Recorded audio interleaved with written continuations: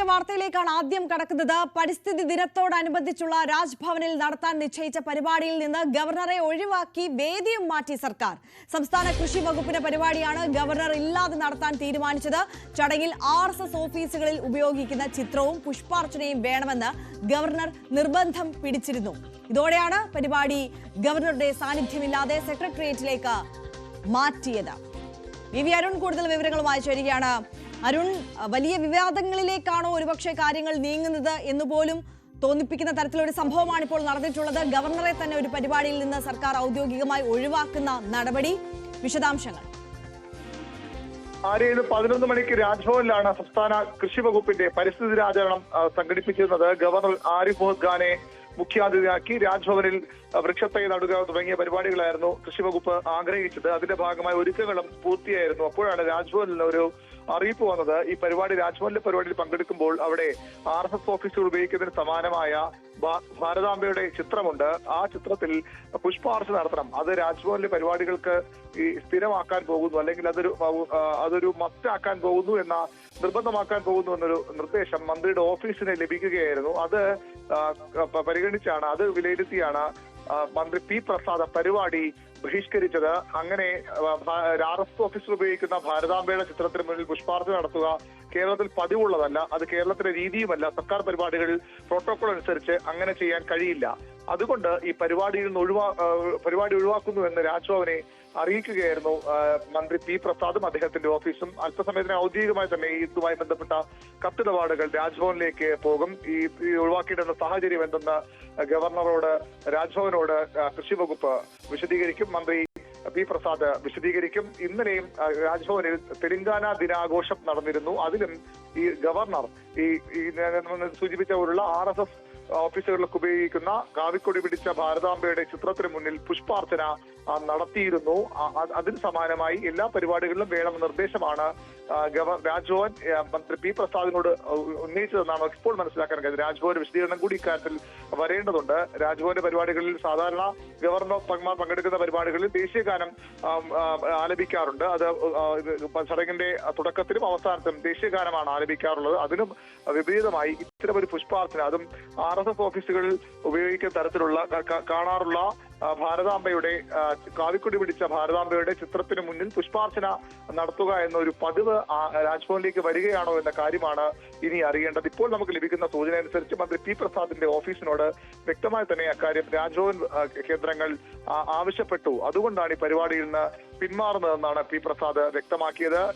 Office വ്യക്തമാക്കുന്നത്. ഏതാനും അല്പസമയത്തിനകം അദ്ദേഹത്തിന്റെ പ്രതികരണം ഉണ്ടാകും. ഈ പരിപാടി രാജ്ഭവൻ നടത്താവുന്ന പരിപാടി പിന്നീട് സെക്രട്ടേറിയറ്റിലേക്ക് മാറ്റുകയും ചെയ്തിട്ടുണ്ട്. സെക്രട്ടേറിയറ്റ് നിർവാഹ ഹാളിൽ ഈ പരിസ്ഥിതി ആചരണം നടക്കും. അതിനുശേഷം സെക്രട്ടേറിയറ്റിൽ ഒരുപക്ഷെ വൃക്ഷത്തൈ നടുകയും ചെയ്യും മന്ത്രി P പ്രസാദ്. ഒരു പുതിയ തലത്തിലേക്ക് സർക്കാർ ഗവർണർ പോര് നീങ്ങുമോ എന്ന സൂചനകൾ വരുന്ന വിഷയമാണ് ഇപ്പോൾ ഉണ്ടായിരിക്കുന്നത്. നമുക്കറിയാം, ഗവർണർ ആരിഫ് മുഹമ്മദ് ഖാന്റെ കാലത്ത് സർക്കാരും രാജ്ഭവനും തമ്മിലുള്ള ഏറ്റുമുട്ടൽ. പക്ഷേ രാജേന്ദ്ര വിശ്വനാഥ് അർലേക്കർ വന്ന ശേഷം എല്ലാ കാര്യങ്ങളിലും രാജ്ഭവനും അതുപോലെ തന്നെ സംസ്ഥാന സർക്കാരും യോജിച്ച് മുന്നോട്ട് പോകുന്നു എന്നൊരു തോന്നലുണ്ടാക്കിയിരുന്നു. പക്ഷേ ഇത് പൂർണ്ണമായും അത് തള്ളുന്ന ഒരു നിലപാടിലേക്ക് കാര്യങ്ങൾ പോയേക്കാം. രാജ്ഭവൻ ഇത്തരത്തിൽ വാശി പിടിച്ചാൽ രാജ്ഭവൻ നടക്കുന്ന പരിപാടികൾക്കാണോ അല്ലെങ്കിൽ ഗവർണർ പങ്കെടുത്ത എല്ലാ പരിപാടികൾക്കും ഇത് വേണമോ എന്ന സംശയം ഏതായാലും ഉയർന്നു വരുന്നുണ്ട്. അതിൽ വ്യക്തത വരേണ്ടതുണ്ട്. ഏതായാലും ഒരു പുതിയ പോർതലം തുറക്കുന്ന വിഷയമായി ഇത് മാറുമെന്ന് ഉറപ്പാണ്. അതെ, പുതിയൊരു പോർമുഖത്തിലേക്കാണോ കാര്യങ്ങൾ തുറക്കുന്ന രീതിയിലേക്കാണോ കാര്യങ്ങൾ നീങ്ങുന്നത് എന്നാണ് നമ്മൾ ഉറ്റുനോക്കുന്നത്. അരുൺ, ഇതിപ്പോൾ സർക്കാർ പരിപാടി രാജ്ഭവനിൽ നിന്ന് സെക്രട്ടേറിയറ്റിലേക്ക് മാറ്റിയ കാര്യം രാജ്ഭവൻ അറിഞ്ഞതിന് ശേഷം എന്തെങ്കിലും പ്രതികരണം വന്നിട്ടുണ്ടോ രാജ്ഭവനിൽ നിന്ന്? രാജ്ഭവനിൽ പ്രതികരണം വന്നിട്ട് ഈ വാർത്ത ഇപ്പോൾ ന്യൂസ് 18 പുറത്തുവിടുന്നത്. ഈ പക്ഷേ കേരള സർക്കാരും രാജ്ഭവനും തമ്മിലുള്ള ബന്ധത്തിൽ വീണ്ടും പുലച്ചിലുണ്ടാകാൻ തക്ക ഇടയുള്ള ഒരു വിഷയമാണ്. ഇതെങ്ങനെ ശരി അരുൺ, ഞാൻ അരുണിലേക്ക് മടങ്ങിയെത്താം. ശ്രീ RV ബാബു, ഹിന്ദു ഐക്യവേദി പ്രതിനിധി കൂടി നമുക്കൊപ്പം ചേരുകയാണ്. ശ്രീ RV ബാബു, ഇതിപ്പോൾ ഗവർണർ ആവശ്യപ്പെട്ടത് സർക്കാർ തലത്തിൽ നോക്കുമ്പോൾ സർക്കാർ പരിപാടിയുമായി ബന്ധപ്പെട്ട ചടങ്ങായി ഒരു സംഘടനയുടെ ചടങ്ങുകളെ കൂട്ടിച്ചേർക്കാൻ കഴിയില്ല. അതുകൊണ്ടാണ് സർക്കാർ ഈ പരിപാടി ഇപ്പോൾ രാജ്ഭവനിൽ നിന്ന് മാറ്റി സെക്രട്ടേറിയറ്റിലേക്ക് നടത്താൻ തീരുമാനിച്ചിട്ടുള്ളത്. എങ്ങനെ നോക്കിക്കാണുന്നു ഈ വിഷയത്തെ ഹിന്ദു ഐക്യവേദി? രാജ്ഭവനിൽ ഈ പരിസ്ഥിതി ദിന ആഘോഷ പരിപാടി നടത്താൻ തീരുമാനിച്ചപ്പോൾ അവിടെ ആ പരിപാടിക്ക് എന്തെല്ലാം വേണം, ഏതു തരത്തിലായിരിക്കണം പരിസ്ഥിതി ദിനാഘോഷം എന്നതിനെ സംബന്ധിച്ച് അവരൊരു നിർദ്ദേശം അല്ലെങ്കിൽ ഒരു ഡയറക്ഷൻ രാജ്ഭവൻ പുറപ്പെടുവിച്ചിട്ടുണ്ട്. ആ ഡയറക്ഷൻ അനുസരിച്ചിട്ട് പരിസ്ഥിതി ദിനമാണ്, ഭൂമി മാതാവാണ് എന്ന സങ്കല്പത്തിലാണ് പരിസ്ഥിതി ദിനം ആഘോഷിക്കുന്നത്. ഭൂമിയോട് മാതൃഭാവത്തോടെ, ഈശ്വരീയ ഭാവത്തോടെ, ആത്മീയ ഭാവത്തോടെ പെരുമാറുക എന്നുള്ളതാണ്. അപ്പോ അതനുസരിച്ച് ഈ ഭൂമാതാവിനെ, അത് നമ്മുടെ രാജ്യം എന്ന് പറയുമ്പോൾ ഭാരതമാണ്, ഭാരതമാതാവിന്റെ ചിത്രം വെക്കുക, അതിനെ പൂജിക്കുക എന്ന് പറയുമ്പോൾ അത് രാജ്യസ്നേഹത്തോടൊപ്പം തന്നെ ഭൂമി മാതാവാണെന്നുള്ള സങ്കല്പത്തിൽ കൂടി അതിനെ കാണാനും പൊതുസമൂഹത്തിനുള്ളിൽ ആ ഒരു വിചാരം സൃഷ്ടിക്കാനും ഉതകുന്ന തരത്തിലുള്ള ഒരു സന്ദേശം കൊടുക്കണം എന്നാണ് രാജ്ഭവൻ ഉദ്ദേശിച്ചിട്ടുണ്ടാവുക. പക്ഷെ ആ സങ്കല്പം ഇപ്പോൾ എല്ലാവർക്കും വിശ്വസിക്കാൻ കഴിയുന്ന ഒന്നാകണമെന്നില്ലല്ലോ. അപ്പോൾ സർക്കാർ തലത്തിൽ ഒരു പരിപാടി നടത്തുമ്പോൾ അത്തരത്തിൽ ഏതെങ്കിലും സംഘടനയുടെയോ പാർട്ടിയുടെയോ ഒരു വിഭാഗത്തിന്റെയോ ചിഹ്നത്തെ നമുക്ക് ഉയർത്തി കാണിക്കാൻ കഴിയില്ലല്ലോ. ഭാരതമാത എന്നുള്ളത് സ്വാതന്ത്ര്യ സമരത്തിന്റെ കാലഘട്ടം മുതൽ വിളിക്കുന്നതും പറയുന്നതുമായിട്ടുള്ള ഒരു കാര്യമല്ലേ. ഭാരത് മാതാ കി ജയ് എന്നുള്ളത് RSSകാരുണ്ടാക്കിയ ഒരു മുദ്രാവാക്യമല്ല, സംഘപരിവാറിന്റെ ഒരു മുദ്രാവാക്യമല്ല. ആരാണ് ഭാരത് മാത, ഏതാണ് ഭാരത് മാത, എന്താണ് ഭാരത് മാത? അപ്പൊ ആ ഭാരത് മാതാവിന് നമ്മൾ കൽപ്പിക്കുന്ന ഒരു ചിത്രമുണ്ട്. അത് സംഘപരിവാറിന്റെ ചിത്രമോ സംഘപരിവാറിന്റെ സങ്കല്പത്തിലുള്ളതാണോ? അങ്ങനെയാണോ?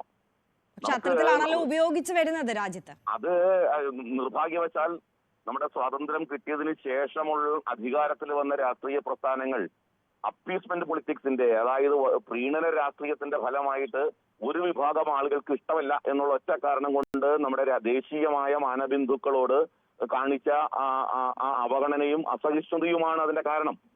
ശരിക്കും ദേശീയ മാനബിന്ദുക്കളോട് വിട്ടുവീഴ്ച കാണിക്കുകയാണ് ചെയ്തത്. അത് വന്ദേമാതരത്തോടായാലും അതല്ലെങ്കിൽ നേരത്തെ സൂചിപ്പിച്ച ഭാരത് മാത. ഇപ്പോ വന്ദേമാതരം മുഴക്കുന്നത് തന്നെ എന്തോ ഒരു വലിയ അപരാധമായിട്ടാണല്ലോ കാണുന്നത്. വന്ദേമാതരം നമ്മുടെ രാഷ്ട്രഗീതമാണ്. പക്ഷെ ആ വന്ദേമാതരം പറയാൻ പാടില്ല. ഭാരത് മാതാ കി ജയ് എന്നുള്ള വിളിച്ചാൽ അതിനെ വിലക്കുന്ന സന്ദർഭം പോലും ദേശീയ തലത്തിൽ ഇന്ത്യൻ നാഷണൽ കോൺഗ്രസിന്റെ രാഷ്ട്രീയ സമ്മേളനങ്ങളിൽ നമ്മൾ കണ്ടു, അത്തരം വീഡിയോകൾ കണ്ടു. ഭാരത് മാതാ കി ജയ് എന്നുള്ള മുദ്രാവാക്യം പോലും വിലക്കുന്നു. അപ്പോ എന്തുകൊണ്ടാണത്? അത് ഒരു മതവിഭാഗത്തെ പ്രീണിപ്പിക്കുക എന്നുള്ള ലക്ഷ്യമാണ് അതിന്റെ പിന്നിലുള്ളത്. ഇപ്പൊ നമ്മുടെ ദേശീയ താല്പര്യങ്ങളോട് സന്ധി ചെയ്യുകയാണ്, അല്ലെങ്കിൽ ദേശീയ താല്പര്യങ്ങളെ ബലികഴിക്കുകയാണ്. അതിനോട് കൂട്ടുനിൽക്കണമോ ഈ രാജ്യം ഭരിക്കുന്ന സർക്കാർ?